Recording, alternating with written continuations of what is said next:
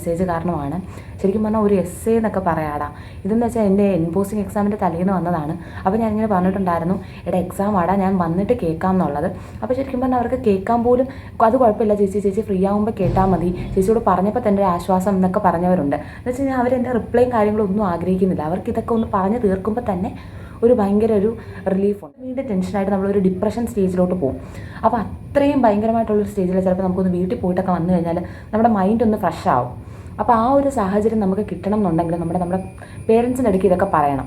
അല്ലെങ്കിൽ ഇപ്പോൾ അവർ അമ്മ ഞാനൊന്ന് വീട്ടിലോട്ട് വന്നോട്ടെ, അതായത് ക്ലാസ്സുള്ള ഒരു ദിവസം നമുക്ക് വീട്ടിലോട്ട് വന്നോട്ടെ, അല്ലെങ്കിൽ ഒരു വീക്കെൻഡിൽ വീട്ടിലോട്ട് വന്നോട്ടെ എന്ന് പറയുമ്പോഴത്തേക്ക് അവർ ചോദിക്കും തിങ്കളാഴ്ച എക്സാം ഇല്ലേ, അപ്പോൾ വീട്ടിൽ വന്നാൽ നീ ഒന്നും പഠിക്കത്തില്ല, അങ്ങനെയൊക്കെ പറയും. അപ്പോൾ നമുക്ക് വീണ്ടും വിഷമമാവും.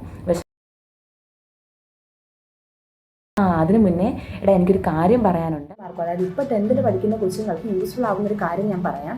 ഇപ്പോൾ സൈലത്തിൻ്റെ ഒരു പുതിയ ഇൻ്റഗ്രേറ്റഡ് ബാച്ച് അവർ സ്റ്റാർട്ട് ചെയ്യുന്നുണ്ട്. അതായത് ഇപ്പോൾ നിലവിൽ 10th പഠിക്കുന്നതും അടുത്ത വർഷം 11th ജോയിൻ ചെയ്യുന്നതുമായിട്ടുള്ള കൊച്ചുങ്ങൾക്ക് വേണ്ടിയിട്ടാണ് കേട്ടോ. അതെങ്ങനെയാണെന്ന് വെച്ച് കഴിഞ്ഞാൽ കേരളത്തിലെ 14 ഡിസ്ട്രിക്റ്റിലും സൈലത്തിൻ്റെ ഇൻ്റഗ്രേറ്റഡ് സ്കൂൾ വരുന്നുണ്ട്.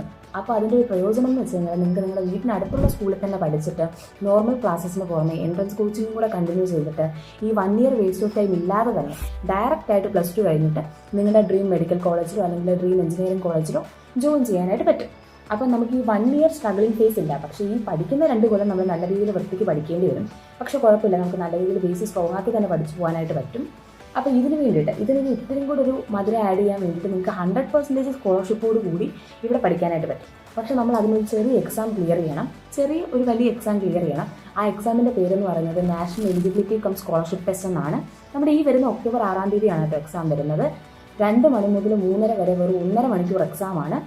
അപ്പോൾ എന്ന് വെച്ച് കഴിഞ്ഞാൽ ഓഫ്ലൈനായിട്ടാണ് എക്സാം. സിലബസ് എന്ന് പറയുന്നത് നിങ്ങളുടെ 10th സിലബസും കാര്യങ്ങളൊക്കെ തന്നെയാണ്. പക്ഷേ അത് നമുക്ക് ക്ലിയർ ചെയ്ത് കഴിഞ്ഞാൽ ഈ 14 ഡിസ്ട്രിക്റ്റിലായിട്ടുള്ള ഇൻ്റഗ്രേറ്റഡ് സ്കൂളിൽ നിങ്ങൾക്ക് 100% സ്കോളർഷിപ്പ് കൂടി, അതായത് ഒരു പൈസ പോലും നമ്മുടെ കയ്യിൽ നിന്ന് ചിലവാക്കാതെ ഫ്രീ ആയിട്ട് നിങ്ങൾക്ക് പഠിക്കാനായിട്ട് പറ്റും. അത് ശരി. അതായത് എക്സാം നിങ്ങൾക്ക് അറ്റൻഡ് ചെയ്യണമെന്നുണ്ടെങ്കിൽ ഓൾറെഡി രജിസ്റ്റർ ചെയ്തിടണം. അപ്പോൾ രജിസ്ട്രേഷൻ ലിങ്കും കാര്യങ്ങളൊക്കെ ഞാൻ ഡിസ്ക്രിപ്ഷനിൽ കൊടുത്തേക്കാം. സെൻറ്റേഴ്സിൻ്റെ ഡീറ്റെയിൽസും കാര്യങ്ങളൊക്കെ ഒന്ന് കൊടുത്തേക്കാം. നിങ്ങളൊന്ന് ചെക്ക് ചെയ്ത് നോക്കുക. ഹലോ ഗൈസ്, അപ്പോൾ എല്ലാവരും എന്ത് പറയുന്നു? സുഖമായിട്ടിരിക്കുന്നു? ഞാനിവിടെ സുഖമായിട്ടിരിക്കുകയാണ്. അപ്പോൾ ശരിക്കും പറഞ്ഞാൽ നമ്മൾ ഒത്തിരി നാളായി വീഡിയോസ് ചെയ്തിട്ട്, നീറ്റ് ഓറിയൻറ്റഡ് വീഡിയോസ് ചെയ്തിട്ട് ശരിക്കും പറഞ്ഞാൽ ഒത്തിരി നാളായി. ഇടയ്ക്ക് വെച്ച് ഞാനില്ല ഫസ്റ്റ് ഇയർ MBBSൻ്റെ കുറേ MBBS, അതായത് ഇപ്പോൾ MBBSന് ജോയിൻ ചെയ്യുന്ന കുറച്ച് കൊച്ചുങ്ങൾ വന്നപ്പോഴത്തേക്കും അവർക്ക് വേണ്ടിയിട്ട് കുറച്ച് വീഡിയോസ് ചെയ്തിട്ടുണ്ടായിരുന്നു. അപ്പോൾ കുറേ പേര് ചോദിച്ചിട്ടുണ്ട്, ചേച്ചി ഇനി MBBSൻ്റെ കാര്യങ്ങൾ മാത്രമേ ചെയ്യത്തുള്ളൂ, നീറ്റ് വീഡിയോസ് ഒന്നും ചെയ്യത്തില്ലേ എന്ന് വരെ ചോദിച്ച് മെസ്സേജ് അയച്ച കൊച്ചുങ്ങളുണ്ട് കേട്ടോ. അപ്പോൾ ഇപ്പോൾ ഈ റീസെൻ്റായിട്ട് ഇപ്പോൾ ഒന്ന് വീഡിയോ എടുക്കാനായിട്ട് തോന്നിയെന്ന് വെച്ച് കഴിഞ്ഞാൽ എനിക്കിപ്പോൾ ഈ ഒരു അടുത്ത 2 ദിവസങ്ങളിലായിട്ട് വന്നിട്ടുള്ള ഈ മെസ്സേജ് കാരണമാണ്. ശരിക്കും പറഞ്ഞാൽ ഒരു എസ്സേ എന്നൊക്കെ പറയാടാ. ഇതെന്ന് വെച്ചാൽ എൻ്റെ എൻപോസിങ് എക്സാമിൻ്റെ തലേന്ന് വന്നതാണ്. അപ്പോൾ ഞാനിങ്ങനെ പറഞ്ഞിട്ടുണ്ടായിരുന്നു, എടാ എക്സാം ആടാ, ഞാൻ വന്നിട്ട് കേൾക്കാം എന്നുള്ളത്. അപ്പോൾ ശരിക്കും പറഞ്ഞാൽ അവർക്ക് കേൾക്കാൻ പോലും അത് കുഴപ്പമില്ല ചേച്ചി ഫ്രീ ആകുമ്പോൾ കേട്ടാൽ മതി, ചേച്ചിയോട് പറഞ്ഞപ്പോൾ തന്നെ ഒരു ആശ്വാസം എന്നൊക്കെ പറഞ്ഞവരുണ്ട്. എന്ന് വെച്ച് കഴിഞ്ഞാൽ അവരെൻ്റെ റിപ്ലൈയും കാര്യങ്ങളും ഒന്നും ആഗ്രഹിക്കുന്നില്ല. അവർക്ക് ഇതൊക്കെ ഒന്ന് പറഞ്ഞ് തീർക്കുമ്പോൾ തന്നെ ഒരു ഭയങ്കര ഒരു റിലീഫുണ്ട്. നമ്മൾ ശരിക്കും പറഞ്ഞാൽ ഉണ്ടല്ലോ, നമ്മുടെ ഈ ഒരു സ്റ്റേജ് നമ്മുടെ പേരൻസിനെയും കൂടെ അറിയിക്കുക, അവരെയും കൂടെ കൺവിൻസ് ചെയ്യാനായിട്ട് ശ്രമിക്കുക. കാരണം എന്ന് വെച്ച് കഴിഞ്ഞാൽ നമുക്ക് ഭയങ്കരമായിട്ട് നമുക്ക് ബേൺഡ് ഔട്ടായിട്ട് ഇരിക്കുമ്പോഴത്തേക്ക് നമുക്ക് ചിലപ്പോൾ ഹോസ്റ്റലിൽ നിൽക്കാൻ പറ്റത്തില്ല. ഹോസ്റ്റലിൽ നിൽക്കുന്ന സാഹചര്യത്തിലെന്ന് വെച്ച് കഴിഞ്ഞാൽ ബാക്കിയുള്ളവർ പഠിക്കുന്നുണ്ടാവും. അപ്പോൾ അത് നമുക്ക് വീണ്ടും ടെൻഷനായിട്ട് നമ്മളൊരു ഡിപ്രഷൻ സ്റ്റേജിലോട്ട് പോകും. അപ്പോൾ അത്രയും ഭയങ്കരമായിട്ടുള്ളൊരു സ്റ്റേജിൽ ചിലപ്പോൾ നമുക്കൊന്ന് വീട്ടിൽ പോയിട്ടൊക്കെ വന്നു കഴിഞ്ഞാൽ നമ്മുടെ മൈൻഡ് ഒന്ന് ഫ്രഷ് ആവും. അപ്പോൾ ആ ഒരു സാഹചര്യം നമുക്ക് കിട്ടണം എന്നുണ്ടെങ്കിൽ നമ്മുടെ പേരൻസിൻ്റെ ഇടയ്ക്ക് ഇതൊക്കെ പറയണം. അല്ലെങ്കിൽ ഇപ്പോൾ അവർ അമ്മ ഞാനൊന്ന് വീട്ടിലോട്ട് വന്നോട്ടെ, അതായത് ക്ലാസ്സുള്ള ഒരു ദിവസം നമുക്ക് വീട്ടിലോട്ട് വന്നോട്ടെ, അല്ലെങ്കിൽ ഒരു വീക്കെൻഡിൽ വീട്ടിലോട്ട് വന്നോട്ടെ എന്ന് പറയുമ്പോഴത്തേക്ക് അവർ ചോദിക്കും തിങ്കളാഴ്ച എക്സാം ഇല്ലേ, അപ്പോൾ വീട്ടിൽ വന്നാൽ നീ ഒന്നും പഠിക്കത്തില്ല, അങ്ങനെയൊക്കെ പറയും. അപ്പോൾ നമുക്ക് വീണ്ടും വിഷമമാവും. വീണ്ടും നമ്മൾ അതിനേക്കാളും വലിയൊരു ഡിപ്രഷൻ സ്റ്റേജിലോട്ട് പോകും. അപ്പോൾ നമ്മളെപ്പോഴും നമ്മുടെ പേരൻസ് നമ്മളെ മനസ്സിലാക്കുകയോ ഇല്ലയോ, അവർ നമ്മളെ വഴക്ക് പറയുമോ എന്തോ ആയിക്കോട്ടെ, നിങ്ങളത് മൈൻഡ് ചെയ്യേണ്ട. തൽക്കാലം നമ്മുടെ സ്റ്റേജ് നമ്മളിപ്പോൾ ഏത് ലെവലിലാണ്, നമ്മുടെ മാർക്കും കാര്യങ്ങളും എല്ലാം, അതായത് നമ്മൾ പോകുന്ന ആ ഒരു മെൻ്റൽ പ്രഷറും കാര്യങ്ങളൊക്കെ അവരെ അറിയിക്കുക. ഇൻ കേസ് അവർ മനസ്സിലാക്കാനായിട്ട് ശ്രമിച്ചില്ലെങ്കിലും പിന്നെ എപ്പോഴെങ്കിലും അവരതൊന്ന്, നമ്മുടെ പേരൻസ് അല്ലേടാ, അവരെപ്പോഴെങ്കിലും ഇതൊക്കെ ഒന്ന് ചിന്തിക്കും, അതൊക്കെ ശരിയാവും. എന്നുവെച്ചാൽ നമുക്കൊരു ആശ്വാസം, അവർ കേൾക്കാതിരിക്കും, നമുക്ക് അവരോടൊന്ന് പറഞ്ഞെന്നുള്ളൊരു ആശ്വാസം വരുമല്ലോ. അപ്പം അങ്ങനെ ശരിക്കും പറഞ്ഞാലുണ്ടല്ലോ, ഇപ്പോൾ നിങ്ങളുടെ പ്രിപ്പറേഷൻസ് ജസ്റ്റ് സ്റ്റാർട്ടഡ് എന്ന് പറയാൻ പറ്റില്ല. 1, 2, 3 മാസമല്ലേ ആയിട്ടുള്ളടാ. ചിലവർക്ക് 1 മാസമായി, ചിലവർക്ക് 2 മാസമായി, ചിലർക്ക് 3 മാസമായി. എന്നാലും നമുക്കിനി മോർ ദാൻ ഹാഫ് മുന്നിലോട്ട് കിടപ്പുണ്ട്. അപ്പോൾ നമ്മൾ ഇത്രയും വലിയ ടെൻഷൻ ഇപ്പോഴേ വരച്ച് വെച്ച് കഴിഞ്ഞാൽ നമുക്ക് ഒരിക്കലും അങ്ങോട്ട് ഈ ഒരു 1 ഇയർ പോലും നമുക്ക് കംപ്ലീറ്റ് ചെയ്യാൻ പറ്റത്തില്ല. ഇടയ്ക്ക് വെച്ച് നമ്മൾ ഭയങ്കരമായിട്ട് ഇതാക്കിയിട്ട് ഇത് വേണ്ടെന്ന് വെക്കേ പറ്റത്തുള്ളൂ. നമ്മൾ എന്തായാലും നമ്മുടെ 1 വർഷം ഇതിനേക്ക് വേണ്ടിയിട്ട് ഇൻവെസ്റ്റ് ചെയ്തേക്കുവാണ്. അപ്പോൾ നമ്മുടെ പരമാവധി എഫേർട്ട് ഇടുന്നതെന്ന് വെച്ച് കഴിഞ്ഞാൽ നമ്മൾ പോസിറ്റീവായിട്ട് എടുക്കുക. ഇപ്പോൾ നിങ്ങൾക്ക് 400, 300, 450, 500 മാർക്കേ കിട്ടുന്നുള്ളെങ്കിലും നമ്മളെ കൊണ്ട് പറ്റും എന്നുള്ള രീതിയിൽ തന്നെ പോവുക. എനിക്ക് ഇത്രയും മാർക്കേ കിട്ടുന്നുള്ളൂ, എനിക്ക് ഇത്രയും മാർക്കേ കിട്ടുന്നുള്ളൂ എന്നുള്ള നമ്മുടെ ആ ഒരു മനസ്സിലുള്ള ഒരു ആവലാതി നമ്മളെ പിന്നെ തിരിച്ചു വലിക്കുമായിരിക്കും. നമ്മൾ ഒരിക്കലും മുന്നിലോട്ട് പറ്റൂല, നമുക്ക് മുന്നിലോട്ട് പോകാൻ പറ്റത്തില്ല. അപ്പോൾ നമ്മളെപ്പോഴും നമ്മളെ കൊണ്ട് പറ്റും. നാളെ അല്ലല്ലോ എക്സാം, നമുക്ക് മോർ ദാൻ ഹാഫ് സമയം കിടപ്പുണ്ട്. ഇപ്പോൾ നിങ്ങൾ വിചാരിക്കുന്ന പോലെ ഇപ്പോൾ ഒരു ചാപ്റ്ററിൽ നിന്ന് തന്നെ ഇപ്പോൾ ഈ 150 ക്വസ്റ്റ്യൻ നിങ്ങൾ അറ്റംപ്റ്റ് ചെയ്യുമ്പോഴാണ് നിങ്ങൾക്ക് ഇത് ഭയങ്കരമായിട്ട് മാർക്ക് സ്കോർ ചെയ്യാനൊക്കെ ബുദ്ധിമുട്ട് വരുന്നത്. ഇപ്പോൾ ഈ 150 ക്വസ്റ്റ്യനിൽ നിങ്ങൾക്ക് എന്തായാലും ഒരു 4-5 ക്വസ്റ്റ്യനെങ്കിലും മിനിമം ശരിയാവുന്നുണ്ടല്ലോടാ. 4-5 അല്ല, എന്നാലും ഈ ഒരു ക്വസ്റ്റ്യനാണ് നമുക്ക് നീറ്റിൽ ഇപ്പം എന്താണ് നമ്മുടെ തെർമോഡൈനാമിക്സ് എന്ന് പറയുന്നൊരു ക്വസ്റ്റ്യൻ നിങ്ങൾക്ക് എക്സാം ഇട്ട് നിങ്ങൾക്ക് കുറേ അധികം നെഗറ്റീവ് വന്ന് നിങ്ങൾക്ക് ആകെ ഒരു 10-20 ക്വസ്റ്റ്യനേ ശരിയായുള്ളൂ. ഈ ശരിയായിട്ടുള്ള 20 ക്വസ്റ്റ്യനിൽ ഒരു ക്വസ്റ്റ്യൻ നീറ്റിന് വന്നാലോ? മനസ്സിലായില്ലേ? നിങ്ങൾക്ക് ആ തെറ്റിയ ക്വസ്റ്റ്യൻ തന്നെ നീറ്റിന് വരണമെന്ന് നിർബന്ധമില്ലല്ലോടാ. ഇപ്പോൾ നമുക്ക് അറിയാവുന്ന ഒരു ക്വസ്റ്റ്യൻ, നമുക്ക് ചെയ്യാൻ പറ്റുന്നൊരു ക്വസ്റ്റ്യനാണ് നീറ്റിന് വരുന്നതെങ്കിലോ, നീറ്റിലെന്ന് പറയുമ്പോൾ ഇപ്പോൾ തെർമോഡൈനാമിക്സ് മാത്രമല്ല, അതുപോലുള്ള ഫിസിക്സിലെ സകലമാന ചാപ്റ്ററും ഉണ്ട്. അപ്പോൾ തെർമോഡൈനാമിക്സിൽ നിന്ന് വരുന്ന ഈ ക്വസ്റ്റ്യൻ അല്ലെങ്കിൽ റയോപ്റ്റിക്സിൽ നിന്ന് വരുന്ന നിങ്ങൾക്ക് അറിയാവുന്നൊരു ക്വസ്റ്റ്യൻ ആണെങ്കിലോ, ഇപ്പോൾ നിങ്ങൾക്ക് ഒട്ടും പറ്റുന്നില്ലെങ്കിൽ നമുക്ക് എക്സാമിന് നമുക്കൊരു ഭാഗ്യം വരും അല്ലെങ്കിൽ ഒരു ലക്ക് വരും. എന്തൊക്കെ പറഞ്ഞാലും നമ്മളിപ്പോൾ ഈ നല്ല സ്കോർ ഇതാവുന്നവരുടെയൊക്കെ ഹാർഡ് വർക്കിന് പുറമെ അവർക്ക് ലക്ക് ഫാക്ടറും കൂടെ വേണം. അവർക്കറിയാവുന്നൊരു ക്വസ്റ്റ്യൻ ചെയ്യാൻ പറ്റണം, അവർക്കറിയാവുന്നൊരു ക്വസ്റ്റ്യൻ വരണം. ആ ഒരു സമയത്ത് അവർക്കത് ചെയ്യാൻ പറ്റണം. അപ്പോൾ നിങ്ങൾ അങ്ങനെയെങ്കിലും ചിന്തിക്കുക. ഒട്ടും പറ്റുന്നില്ലെങ്കിൽ നിങ്ങൾ അങ്ങനെയെങ്കിലും ചിന്തിക്കുക, എൻ്റെ ഒരു ഭാഗ്യം ഉണ്ടെങ്കിൽ എനിക്ക് അറിയാവുന്നൊരു ക്വസ്റ്റ്യൻ വന്നാലോ. മനസ്സിലായോ? ഇപ്പോൾ നമ്മളിപ്പം തൽക്കാലം പഠിച്ചങ്ങ് പോകാമെന്നുള്ളതേ ഉള്ളൂ. നമ്മളിപ്പോൾ വലിയതായിട്ട് ഫ്യൂച്ചറിനെ പറ്റി ഒന്നും ആവലാതിപ്പെടുകയൊന്നും വേണ്ട. നമുക്ക് എക്സാം എഴുതി കഴിഞ്ഞിട്ട് അത്യാവശ്യത്തിൽ കൂടുതൽ സമയമുണ്ട്. ഇപ്പോൾ ഇൻ കേസ് പറ്റിയില്ലെങ്കിൽ നമുക്ക് ഇനിയും ഓപ്ഷൻ ഉണ്ടല്ലോ. ഇപ്പോൾ റിപ്പീറ്റ് ചെയ്യുന്നവരാണെങ്കിൽ ഇനി റിപ്പീറ്റ് എന്നൊക്കെ പറയുന്ന ഓപ്ഷൻ ഉണ്ടല്ലോടാ.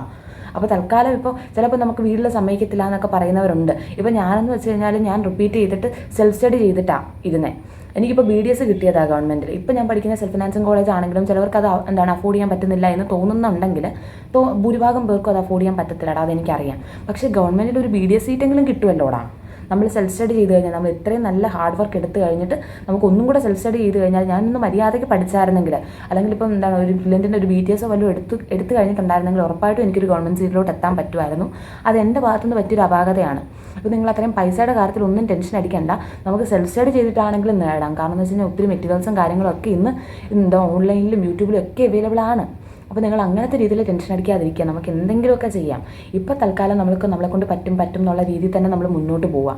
നമ്മളെ കൊണ്ട് പറ്റത്തില്ല, എനിക്ക് ഇത്രയും മാർക്കേ കിട്ടുന്നുള്ളൂ, അവർക്ക് അത്രയും മാർക്ക് കിട്ടുന്നുണ്ട്, അങ്ങനെ വിചാരിച്ച് നമ്മൾ കമ്പാരിസൺ തുടങ്ങിയാൽ തന്നെ നമ്മുടെ കയ്യിൽ നിന്ന് പോയത്. ഇതെന്ന് വെച്ച് കഴിഞ്ഞാൽ നമ്മുടെ കയ്യിൽ നിൽക്കുന്ന കാര്യമല്ല. ഇന്നത്തെ കാലത്ത് എന്ന് വെച്ച് കഴിഞ്ഞാൽ ഈ ആൻറ്റി ഡിപ്രഷൻ ഡ്രഗ്സ് കഴിക്കുന്ന ആളുകൾ, അതായത് മരുന്നാണേ കഴിക്കുന്ന ആളുകളെന്ന് വെച്ച് കഴിഞ്ഞാൽ വളരെ കൂടുതലായി. ഇപ്പം ഈ ഡിപ്രഷൻ എന്നൊക്കെ പറയുന്നത് ഭയങ്കര നോർമലായിട്ട് വരുക. അപ്പം നമ്മൾ വേണം നമ്മുടെ മൈൻഡിനെ ഒന്ന് സ്റ്റേബിളാക്കി നിർത്താനായിട്ട്. നമ്മളെ കൊണ്ട് പറ്റും. തീരെ നിങ്ങൾക്ക് പറ്റുന്നില്ലെങ്കിൽ നിങ്ങളൊന്ന് വീട്ടിലോട്ടൊക്കെ പോയിട്ട് വാ. ഇപ്പോൾ വീട്ടിൽ പോകുന്ന 1-2 ദിവസം നിങ്ങൾ ചിലപ്പം പഠിച്ച് അങ്ങനെ മറിക്കാനൊന്നും പോകുന്നില്ല. ചിലവർക്ക് അങ്ങനെ വിചാരിക്കും, അയ്യോ ആ ഒരു ദിവസം പോകും, ആ ഒരു എക്സാം പോകും. ആ ഒരു എക്സാം അങ്ങ് പോകുന്നെങ്കിൽ പോട്ടെ, നമ്മൾ തൽക്കാലം നമുക്ക് അത്രമാത്രം പ്രഷർ താങ്ങാൻ വയ്യെങ്കിൽ ഇടയ്ക്കൊന്ന് വീട്ടിലൊക്കെ പോകുന്നത് അങ്ങനെ ഒരു മോശം കാര്യമായിട്ട് എനിക്ക് തോന്നുന്നില്ല. നമുക്ക് മൈൻഡൊക്കെ ഒന്ന് ഫ്രഷ് ആയിട്ട് തിരിച്ച് വരാം കേട്ടോ.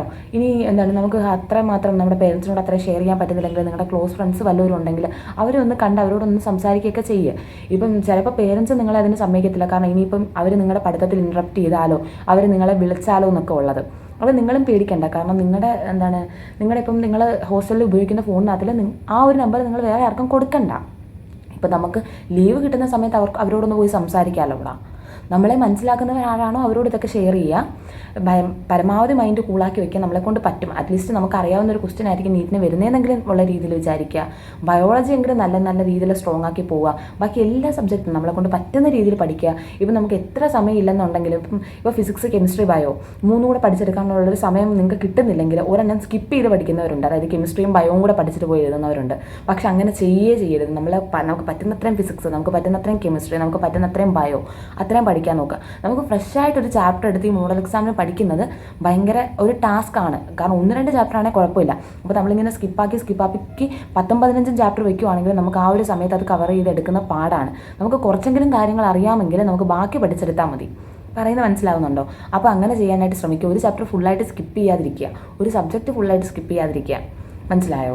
നമ്മളെ കൊണ്ട് പറ്റുന്ന രീതിയിൽ അത്രയും ക്വസ്റ്റ്യൻസ് ചെയ്യുക. ചിലവർക്കെന്ന് പറയുമ്പോഴത്തേക്ക് ക്വസ്റ്റ്യൻസ് കാണുമ്പോഴേ പേടിയാണ്. ഇപ്പോൾ അത്യാവശ്യം ലെങ്തി ആയിട്ടുള്ളൊരു ക്വസ്റ്റ്യൻ ആണെങ്കിൽ അവർക്കത് വായിക്കുമ്പോഴേ കിട്ടത്തില്ല എന്നുള്ളൊരു ഇത് വരും. നമ്മൾ പരമാവധി മൈൻഡ് കൂളാക്കി വയ്ക്കുക. കാരണം എന്ന് വെച്ച് കഴിഞ്ഞാൽ ഈ നീറ്റ് എന്ന് പറയുമ്പോഴത്തേക്ക് 180 ക്വസ്റ്റ്യൻ നമുക്ക് ആകെ 1 മിനിറ്റ് സമയമല്ലേ കിട്ടത്തുള്ളൂ. അപ്പോൾ ഈ അവസാനത്തെ 5 മിനിറ്റ് എന്ന് പറയുമ്പോഴത്തേക്ക് നമുക്ക് നല്ല ടെൻഷൻ വരുന്നൊരു സമയമാണ്. നമ്മൾ അതൊക്കെ ഇപ്പോൾ വേണം ശരിയാക്കി എടുക്കാനായിട്ട്. ആ ഒരു സമയത്തെന്ന് വെച്ച് കഴിഞ്ഞാൽ നമ്മൾ ഭയങ്കരമായിട്ടങ്ങ് ഇതായി പോകും. 5 ക്വസ്റ്റ്യൻ എന്ന് പറയുമ്പോൾ നിങ്ങളൊന്ന് ആലോചിച്ച് നോക്കി, 40 മാർക്കാണ്. 40 മാർക്കല്ല, 20 മാർക്കാണ്. മനസ്സിലായോ? ഓരോ 20 മാർക്കിന് വരെ നമ്മുടെ ലൈഫിൽ ഭയങ്കര ഇമ്പോർട്ടൻസ് ഉണ്ട്. അപ്പോൾ നമ്മുടെ മൈൻഡ് കൂളാക്കി ഓരോ ക്വസ്റ്റ്യൻ, ഇപ്പം ഇൻ കേസ് നിങ്ങൾക്ക് ആ ഒരു ഡിസ്ക്രിപ്റ്റീവ് ക്വസ്റ്റ്യൻ കണ്ടിട്ട് ടെൻഷൻ കയറുന്നെങ്കിൽ അതൊന്ന് റൗണ്ട് ചെയ്ത് വെച്ചിട്ട് അടുത്ത ക്വസ്റ്റ്യൻ ചെയ്യുക. എന്നിട്ട് പതുക്കെ സാവകാശം വന്ന് അതിനെ അപ്രോച്ച് ചെയ്യുക. ഇപ്പോൾ നമ്മൾ ഇപ്പോൾ പരമാവധി നിങ്ങൾ ബയോ ടെക്സ്റ്റൊക്കെ വായിച്ച് ബയോ എങ്കിലും നല്ല സ്പീഡപ്പ് ആക്കി എടുക്കാനായിട്ട് ശ്രമിക്കുക. എല്ലാം നിങ്ങൾ സ്പീഡപ്പ് ആക്കി എടുക്കാനായിട്ട് ശ്രമിക്കുക. നിങ്ങളെ കൊണ്ട് പറ്റുന്ന സംഭവങ്ങളൊക്കെ പരമാവധി നിങ്ങളെ കൊണ്ട് അറിയാവുന്ന കാര്യങ്ങളാണെങ്കിൽ അത് അത്രയും സ്പീഡായിട്ട് ചെയ്യാനായിട്ട് ശ്രമിക്കുക. നമുക്ക് അറിയാവുന്ന കാര്യത്തിൽ അനാവശ്യമായിട്ട് ഒത്തിരി സമയം കളഞ്ഞു കഴിഞ്ഞാൽ നമുക്ക് പാടായിട്ടുള്ളൊരു ക്വസ്റ്റ്യൻ ഇത്തിരി സമയം എടുക്കാമെന്ന് വിചാരിച്ചു കഴിഞ്ഞാൽ പറ്റത്തില്ല. നമ്മൾ ശരിക്കും പറഞ്ഞാൽ ഈ ബയോളജിയിൽ നിന്ന് ലാഭിക്കുന്ന സമയമാണ് നമ്മൾ ഫിസിക്സിലും കെമിസ്ട്രിയിലും ഡിവൈഡ് ചെയ്ത് എടുക്കുന്നത്. നമുക്ക് ബയോ അത്രയും മാത്രം ഫാസ്റ്റാക്കി ചെയ്യാനായിട്ട് ശീലിക്കുക. ഫാസ്റ്റായിട്ട് ചെയ്യുമ്പോഴത്തേക്കും തെറ്റുകൾ വരുത്താതിരിക്കാനായിട്ടും ശ്രദ്ധിക്കുക. ഇപ്പോൾ തൽക്കാലം അനാവശ്യമായിട്ടുള്ള ടെൻഷൻ ഒന്നും എടുക്കണ്ട. നമുക്ക് എന്തായാലും ഇതിനെ ഫേസ് ചെയ്തേ പറ്റത്തുള്ളൂ. ഇപ്പോൾ നമ്മളിങ്ങനെ ടെൻഷൻ കയറിയിട്ട് ഇത് പഠിക്കാതെ അടച്ചു വെച്ച് കഴിഞ്ഞാൽ നമുക്ക് വേറെ ഓപ്ഷനൊന്നുമില്ല. ആ ഒരു സമയത്ത് ചിലപ്പോൾ നമുക്ക് ഇത്തിരി റിലീഫ് കിട്ടുമെന്നുണ്ടെങ്കിലും കുറച്ച് നേരം കഴിഞ്ഞ് നമ്മൾ തന്നെ ഇത് പഠിച്ച് കവർ ചെയ്യേണ്ടേടാ. അപ്പോൾ പരമാവധി മൈൻഡ് കൂളാക്കി വെക്കുക എന്നുള്ളതേ ഉള്ളൂ. എത്ര മനസ്സിലാവുന്നില്ലെങ്കിലും മനസ്സിലാവുന്ന കാര്യങ്ങളെങ്കിലും പഠിക്കുക. മനസ്സിലായി? എല്ലാവർക്കും ഇപ്പോൾ ഒരു ബുദ്ധി ആയിരിക്കത്തില്ല. ചിലവർക്ക് ചിലപ്പോൾ ഈ എൻട്രൻസ് എന്ന് പറയുന്നത് ഭയങ്കര ഒരു ടഫായിട്ടുള്ള ടാസ്ക് ആയിരിക്കും. കാരണം ഈ ഡിസ്ക്രിപ്റ്റീവ് പോലല്ലല്ലോ ഒബ്ജക്റ്റീവ്. ചിലവരിപ്പോൾ ഈ അറിയാത്തവരൊക്കെ ആണെങ്കിലോ അത് അത്രയും അറിയണ്ടല്ലോ, ഓപ്ഷൻ കാണുമ്പോൾ നിങ്ങൾക്ക് ഓർക്കുമല്ലോ എന്നൊക്കെ പറയും. പക്ഷേ ഓപ്ഷൻ്റെ കാര്യങ്ങൾ എങ്ങനെയൊക്കെയാണെന്ന് നമുക്കല്ലേ അറിയത്തുള്ളൂ. ഭയങ്കര ക്ലോസ് ആയിട്ടുള്ള ഓപ്ഷൻ ആയിരിക്കും. ശരിയായിട്ടുള്ള ഓപ്ഷനെ പോലും നമ്മൾ 4 ഓപ്ഷൻ ഉണ്ടെങ്കിൽ അതിൽ 3 നമുക്ക് ഭയങ്കര ഡൗട്ട് വരുന്ന രീതിയിലായിരിക്കും ഇടുന്നത്. അപ്പം അതൊക്കെ നമ്മൾ എന്തെങ്കിലുമൊക്കെ ഇതുണ്ടെങ്കിൽ ഇപ്പോൾ ഒന്നുകിൽ നമ്മളെ വലിയ രീതിയിൽ ഇതാക്കാതെ ഒന്നുകിൽ നമ്മളെ നല്ല രീതിയിൽ കേൾക്കുന്ന ഒരാളോട് പറയാൻ നിൽക്കുക. നമ്മളെ ഭയങ്കര അങ്ങനെയല്ലേ അങ്ങനെയല്ലേ ഈ ശരിക്കും പറഞ്ഞാൽ നമ്മൾ അഡ്വൈസ് എടുക്കാനായിട്ട് പോകണ്ട. നമ്മുടെ വിഷമങ്ങൾ ഷെയർ ചെയ്യാനായിട്ട് പോയാൽ മതി. ഈ അഡ്വൈസ് എടുക്കാനായിട്ട്, അതായത് ഇപ്പോൾ നമ്മൾ ഈ ഒരു ഫീൽഡിൽ അല്ലെങ്കിൽ ഇതിലൂടെ കടന്നു പോകാത്ത ഒരാളോട് അഡ്വൈസ് എടുക്കാൻ പോയി കഴിഞ്ഞ് കഴിഞ്ഞാൽ അവർക്ക് ചിലപ്പോൾ നമ്മളെ ആ ഒരു രീതിയിൽ ഉൾക്കൊള്ളണം എന്നില്ല. അതൊരു ഇമ്പോർട്ടൻറ്റ് ഫാക്ടറാണ്. ഇപ്പോൾ നമുക്ക് എന്തെങ്കിലും വിഷമം ഉണ്ടെങ്കിൽ അത് ഷെയർ ചെയ്യാനായിട്ടേ പറ്റത്തുള്ളൂ. ഇപ്പോൾ ചിലപ്പോൾ അവർ നമ്മളിതൊക്കെ പറയുമ്പോഴത്തേക്ക് ചിലപ്പോൾ അവർ ദേഷ്യപ്പെടുമായിരിക്കും. അങ്ങനെ ഉള്ളവരുമായിട്ട് ഇതൊന്നും ഷെയർ ചെയ്യാതിരിക്കുക.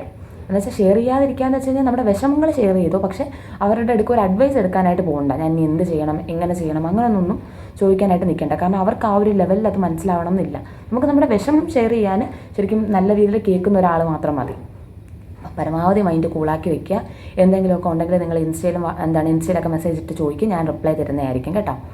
അപ്പോൾ അങ്ങനെ പരമാവധി മൈൻഡ് കൂളാക്കി വെക്കണം. നമ്മളെക്കൊണ്ട് പറ്റും എന്നുള്ള രീതിയിൽ തന്നെ മുന്നോട്ട് പോവുക. നമ്മളെക്കൊണ്ട് പറ്റാവുന്നതേ ഉള്ളൂ. നമ്മൾ ഈ ഒരു ലെവൽ വരെ എത്തിയില്ലേടാ. നമ്മുടെ 10th 12th ഒക്കെ കഴിഞ്ഞ് നമ്മൾ ഈ ഒരു ലെവൽ വരെ എത്തി.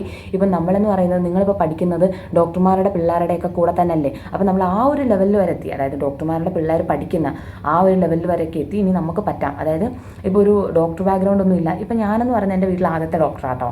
ഡോക്ടറായിട്ടില്ല, ആദ്യത്തെ മെഡിക്കൽ സ്റ്റുഡൻറ്റാണ്. അപ്പോൾ അങ്ങനത്തെ ബാക്ക്ഗ്രൗണ്ടിൽ നിന്നൊക്കെ വരുന്നവർക്കെന്ന് വെച്ച് കഴിഞ്ഞാൽ ഇപ്പം മറ്റുള്ളവരെ കാണുമ്പോഴൊക്കെ ഒരു പേടിയും കാര്യങ്ങളൊക്കെ ആയിരിക്കും. അതിൻ്റെ ഒന്നും ആവശ്യമില്ല. അവരിപ്പോൾ ഇരിക്കുന്ന ഒരു ലെവലിൽ നമ്മളെത്തി. നമ്മളെ കൊണ്ട് ഇനിയും പറ്റും.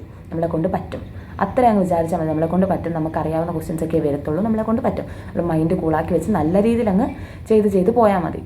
പറ്റുന്ന രീതിയിൽ ചെയ്താൽ മതി. ഈ നമ്മളുടെ ആ ഒരു ലെവൽ ഇപ്പോൾ നിങ്ങൾക്ക് ഏകദേശം നിങ്ങളുടെ ഒരു ലെവൽ മനസ്സിലായി കാണും. എനിക്ക് ഒരു വട്ടം വായിച്ചാൽ മാത്രം എൻ്റെ തലയിൽ ഇരിക്കത്തില്ല. അപ്പോൾ നമ്മൾ അതിനായിട്ട് എഫേർട്ട് ഇടുക. ഹാർഡ് വർക്ക് ബീറ്റ്സ് ടാലൻ്റ് എന്നല്ലേടാ. ചിലവർക്ക് ചിലപ്പോൾ ഒരു വട്ടം വായിച്ചാൽ മനസ്സിലാവും. ഇപ്പം നിങ്ങൾക്ക് മനസ്സിലായിട്ടുണ്ടല്ലോ. ഒരു വട്ടം വായിച്ചിട്ട് നിങ്ങളിപ്പോൾ എക്സാം എഴുതുമ്പോഴത്തേക്ക് നിങ്ങൾക്ക് അത്രയും കിട്ടുന്നില്ല. അപ്പോൾ നമ്മൾ എന്ത് ചെയ്യുക, 2 വട്ടം വായിച്ചിട്ട് പോയി എക്സാം എഴുതുക. അപ്പോൾ നമ്മൾ ആദ്യം നമ്മുടെ ലെവൽ ഐഡൻറ്റിഫൈ ചെയ്തിട്ട് അതിനനുസരിച്ച് വർക്ക് ചെയ്യുക കേട്ടോ. അല്ലാതെ ഇപ്പോൾ അവൾ ഒരു വട്ടം വായിച്ച് അവൾക്ക് അത്രയും സമയം എടുത്ത് പഠിക്കാൻ പറ്റി, അവൾക്ക് ബാക്കി സമയം ഫിസിക്സിലും കെമിസ്ട്രിയിലും എടുക്കാം. അങ്ങനെയൊന്നും നമ്മൾ നമ്മുടെ സെൽഫിനെ കമ്പയർ ചെയ്യണ്ട. നമ്മളിപ്പോൾ 2 വട്ടം വായിച്ചിട്ട് നമ്മളെ കൊണ്ട് പറ്റുന്ന രീതിയിലൊക്കെ അങ്ങ് എഴുതിയെടുക്കാടാ. നമ്മൾ അത്രയും കൂടെ അവരിരിക്കുന്നതിനെക്കാളും കുറച്ചും കൂടെ സമയം ഇരിക്കേണ്ടി വരും ചിലപ്പോൾ പഠിക്കാനായിട്ട്. എന്നാലും കുഴപ്പമില്ല. നമ്മളെ കൊണ്ട് പറ്റുന്ന രീതിയിൽ നമ്മൾ നമ്മുടെ 100% കൊടുക്കാനായിട്ട് ശ്രമിക്കുക. എന്നാലും മാത്രമേ നമുക്ക് ഒരു റിഗ്രറ്റ് ഇല്ലാതെ വെളിയിലോട്ട് വരാൻ പറ്റത്തുള്ളൂ. നമുക്ക് ചിലപ്പോൾ അത്രയും കഴിവ് കാണത്തില്ല, എന്നാലും നമുക്കൊരു ആശ്വാസം കാണും. കാരണം നമ്മൾ നമ്മുടെ പരമാവധി ശ്രമിച്ചു. നമ്മുടെ 100% ഇട്ടില്ലെങ്കിൽ നമുക്ക് അതിനോടോർത്ത് റിഗ്രറ്റ് വരും കേട്ടോ. അപ്പോൾ പരമാവധി മൈൻഡ് കൂളാക്കി വെക്കുക. നമ്മളെ കൊണ്ട് പറ്റും എന്നുള്ള രീതിയിൽ തന്നെ പോവുക. നന്നായിട്ട് വെള്ളം കുടിക്കുക. എന്തെങ്കിലും ടെൻഷൻസ് ഒക്കെ ഉണ്ടെങ്കിൽ പേരൻസിനോട് പറയുക. ഒട്ടും സഹിക്കാൻ പറ്റുന്നില്ലെങ്കിൽ ഒന്ന് വീട്ടിലൊക്കെ പോയിട്ട് വരിക. അപ്പോൾ അത്രയൊക്കെ ഉള്ളടാ. ടാറ്റാ.